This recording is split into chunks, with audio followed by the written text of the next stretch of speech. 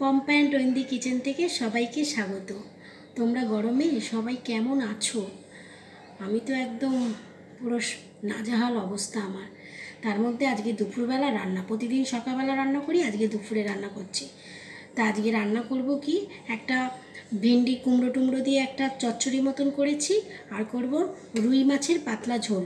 রুই মাছের পাতলা ঝোল করতে আমার মাছটা আগে ভেজে নিতে হবে, নুন হলুদ দিয়ে মেখে রেখে দিয়েছি, সেইটা এখন ভেজে নেব।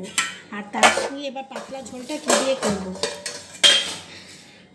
নিয়েছি আলু বড় বড় করে কেটে নিয়েছি, ঝিঙে দেখো বেশ বড় বড় করে কাটা ঝিঙেটাও, আর নিয়েছি বটবটি আর টমেটো।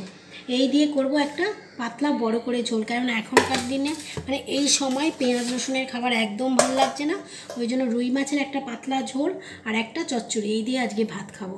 আর টকটা আমার মানে আমের চাটনিটা আমার ফ্রিজে করাই থাকে সেটা। তা এখন তোমাদের মাছটা ভাজা দেখাচ্ছি। মাছটা বসিয়ে দেবো।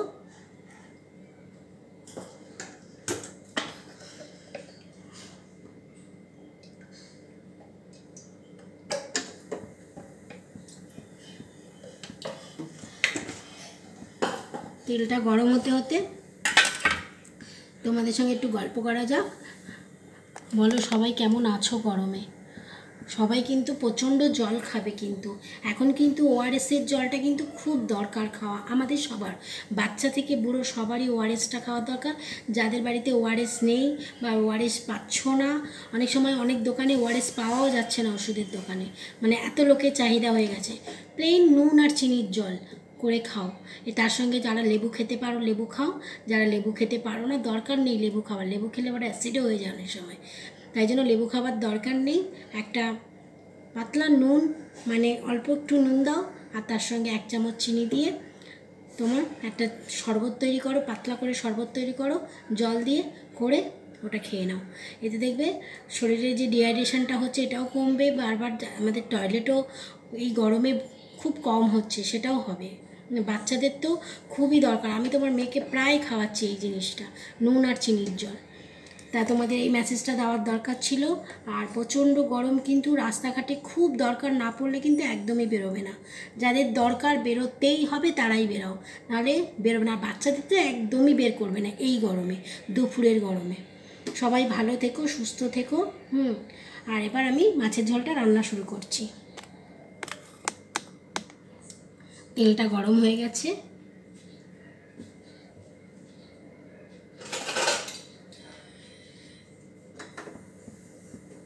এবারে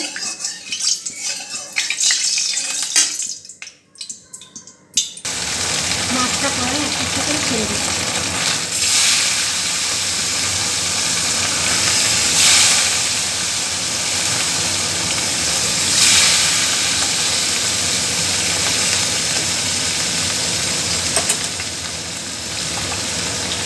একটু কড়া করে ভাজবো। দেখো মাছটা লাল লাল করে ভাজা হয়ে গেছে, একটু কড়াই ভেজে নেবো মাছটা। এবারে মাছটা তুলে নেব।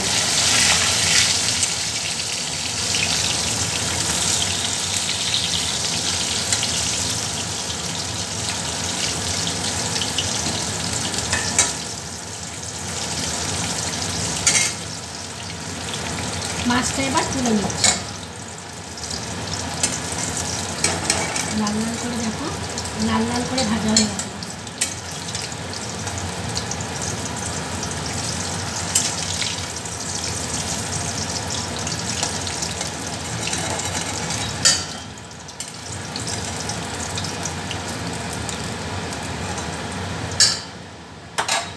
এবারে মাছের মাথা দুটো দিয়ে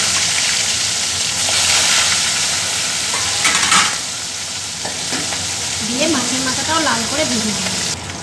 মাছের মাথাটা লাল করে ভাজা হয়ে গেছে, দেখো লাল করে ভাজা হয়ে গেছে।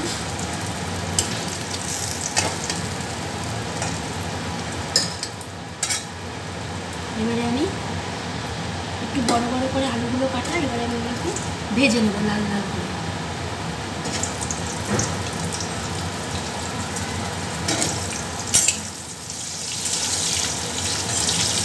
লাল লাল করে ভেজে নেব। আর আমি এখানে জিরে ফোড়নটা দিয়ে দিলাম। আলুটা লাল করে ভাজা হয়ে গেছে, এবার এটাকে আমি তুলে নেব।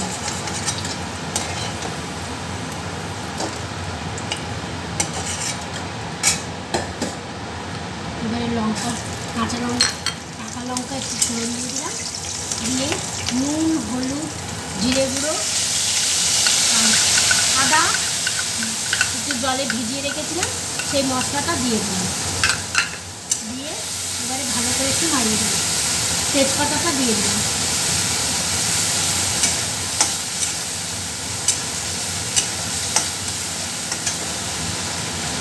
এবারে আনাজগুলো ছিঁড়ে বটবটি দিয়ে দিলাম, দিয়ে এবার ভালো করে এটাকে কষিয়ে নিলাম।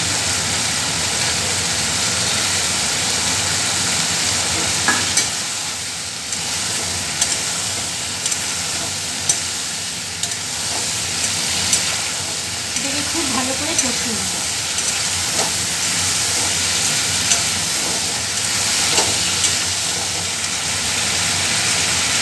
আলুগুলোও দিয়ে দিলাম, ভাজা আলুগুলো সব দিয়ে দিলাম।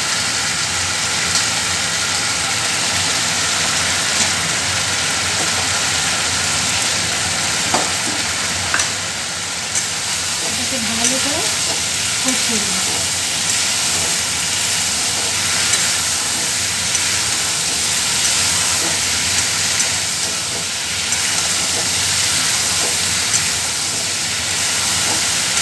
খুব ভালো করে এটাকে কষাতে হবে কিন্তু।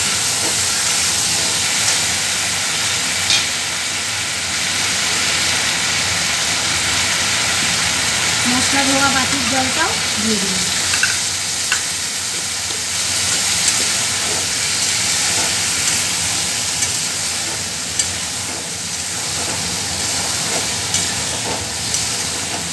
এটাকে 10 মিনিটের মতন করে নেব।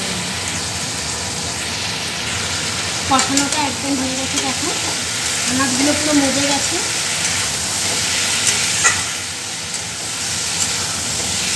খুব ভালো করে কিন্তু কষাতে হবে। আমি খুব ভালো করে কষিয়ে নিয়েছি।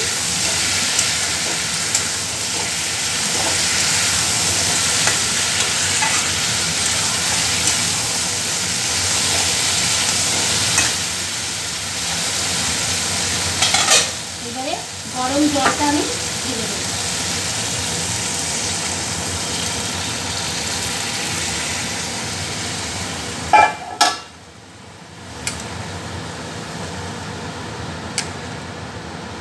একদম গরম জল এটা ঢেলে দিলাম।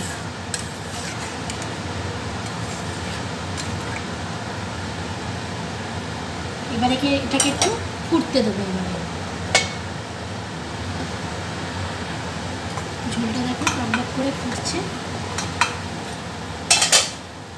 এবারে মাছগুলো দিয়ে দেবো একে একে।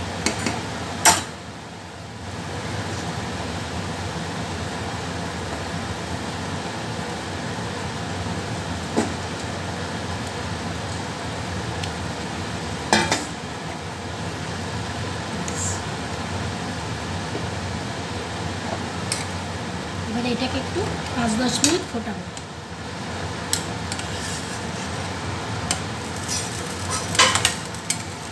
একটু সিমে এটাকে ফুটিয়ে নেব।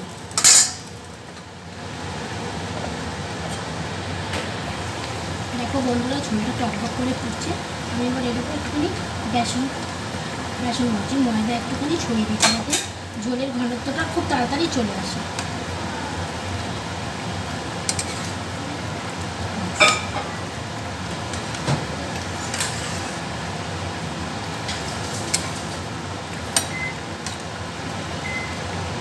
এটা কিন্তু ঝোলটা যখন ফুটবে তখনই কিন্তু অল্প একটু ময়দা ছড়িয়ে দেবে, দিলে ঝোলের ঘনত্বটা খুব তাড়াতাড়ি চলে আসে।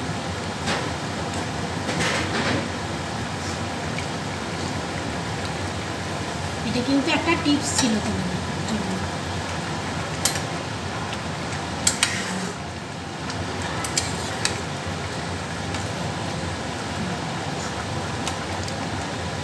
হয়ে গেছে মাছের ঝোল। আমি এবারে গ্যাসটা বন্ধ করে দেব। তোমাদের যদি রুই মাছের ঝোলটা ভালো লেগে থাকে প্লিজ প্লিজ প্লিজ আমাকে লাইক করো, কমেন্ট করো, শেয়ার করো, এবং তোমরাও বাড়িতে বানিয়ে দেখো। এই গরমে কিন্তু এরকম পাতলা মাছের ঝোল কিন্তু তোমাদের খুবই ভালো লাগবে। Bye, tata.